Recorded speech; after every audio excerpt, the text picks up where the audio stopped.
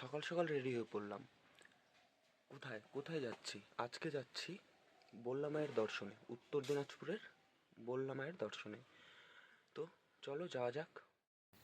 বাড়ি থেকে বেরিয়েই চলে আসলাম নালাগোলা, কারণ আমরা যাব তপন হয়ে। নালাগোলা বিবেকানন্দ মোড় থেকে ডান দিকে বালুরঘাটের রাস্তায় ঢুকে পড়লাম। নালাগোলা থেকে কিছুক্ষণের মধ্যেই পৌঁছে গেলাম ভিকাহার। ভিকাহার ক্রস করে আমরা তপনের উদ্দেশ্যে এগিয়ে পড়লাম। এই সাইডের রাস্তাগুলো সরু হলেও রাস্তাগুলো কিন্তু খুবই সুন্দর। আমি বল্লা মায়ের দর্শনের উদ্দেশ্যে বাড়ি থেকে মোটামুটি 12টার দিকেই বেরিয়ে পড়েছিলাম। এর মধ্যে পৌঁছে গেলাম আমরা তপন। তখন সময় প্রায় 1টা। মোটামুটি বাড়ি থেকে 1 ঘন্টায় তপন চলে এসেছিলাম।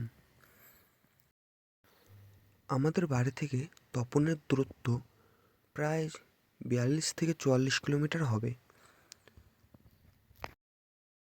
তপন চৌরঙ্গি থেকে বালুরঘাট বাইপাস ধরে এগিয়ে পড়লাম। তপন থেকে বালুরঘাট বাইপাসের রাস্তায় ড্রাইভ করতে খুবই ভালো লাগে, কারণ এই রাস্তার দুপাশে যেমন গাছ ও চাষের জমি, তেমনই রাস্তাটিও খুব সুন্দর, যা মন জুড়িয়ে দেয়। এর মধ্যে পৌঁছে গেলাম আমরা চৌমুহনী। তপন থেকে খুব বেশি দূরে না, 6-7 কিলোমিটার হবে। আর চৌমুহনী পার করলেই দেখা যায় অনেক ছোট বড় ব্রিজ এবং রাস্তার দুপাশেই গাছ আর চাষের জমি, যা খুব সুন্দর লাগে দেখতে।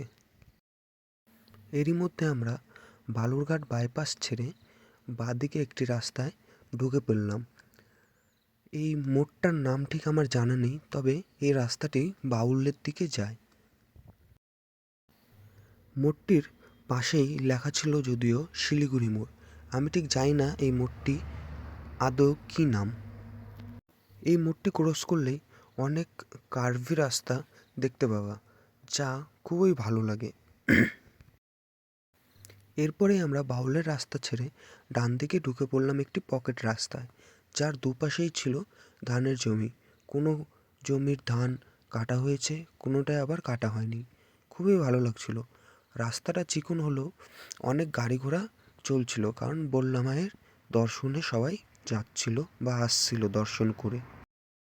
এরই মধ্যে আমরা পৌঁছে গেলাম প্রায় বল্লা রেলগেটের কাছাকাছি। দেখতেই পাচ্ছ এখানে প্রচুর ভিড়, কারণ এখান থেকে যে টোটোগুলিতে তোমরা যাওয়া আসা করো বা এমনি নর্মাল লাইনের যে টোটোগুলো থাকে সেগুলি এখানেই দাঁড়িয়ে থাকে। আর এই রেল লাইনটাতেই বর্তমানে বা পুজোর সময়ে শুধুমাত্র অস্থায়ীভাবে রেল স্টেশন তৈরি করা হয়। তোমরা চাইলে ট্রেনেও আসতে পারো। এখানে এই লাইনে যাওয়া আসা করা সবগুলো ট্রেনই এই স্টেশনে দাঁড়ায়। এরই মধ্যে পৌঁছে গেলাম বল্লা মায়ের মন্দিরে, যা দেখতে খুবই সুন্দর লাগছিল এবং এখানে আসা মাত্রই একটি অন্যরকম অনুভূতি কাজ করছিল। জানি না কেন এত ভালো লাগছিল, বলতে পারবো না ঠিক, কিন্তু খুবই ভালো লাগছিল।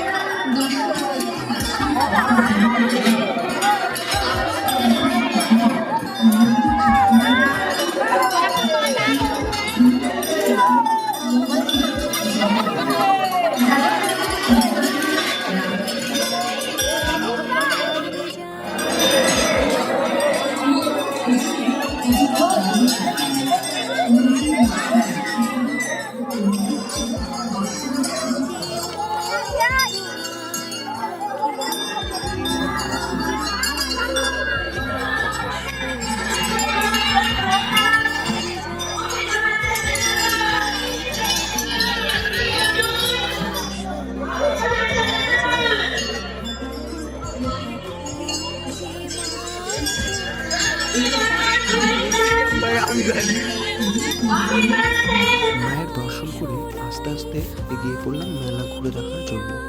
তোমরা চাইলে ভিআইপি টিকিট করে মায়ের দর্শন করতে পারো।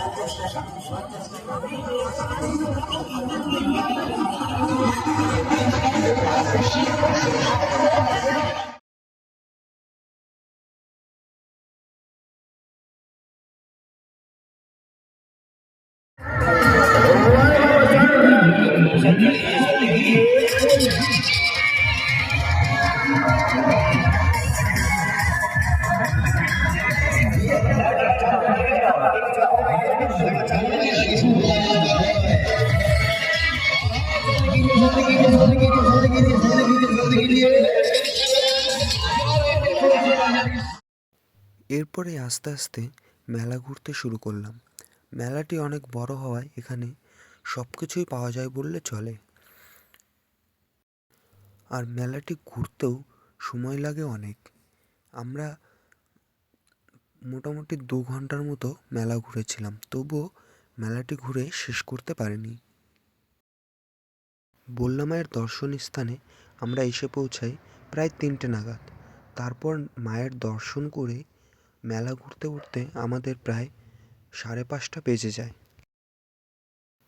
যেহেতু আমাদের অনেকটা রাস্তা আবারও বাইক চালিয়ে যেতে হবে, সেই জন্যই আমরা একটু তাড়াতাড়ি মেলা থেকে বেরোনোর প্রস্তুতি নিয়ে নিই।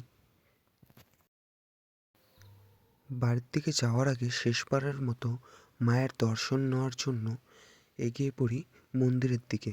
দেখতেই পাচ্ছ তোমরা, যেই দিকেই যাচ্ছিলাম সেই দিকে কেমন ভিড়, প্রচুর লোকজন ছিল মেলাতে। বল্লা মায়ের দর্শনের জন্য অনেক দূর দূর থেকে ভক্তরা আসে, যা তোমরা দেখতেই পাচ্ছ বা দেখে বুঝতেই পারছো।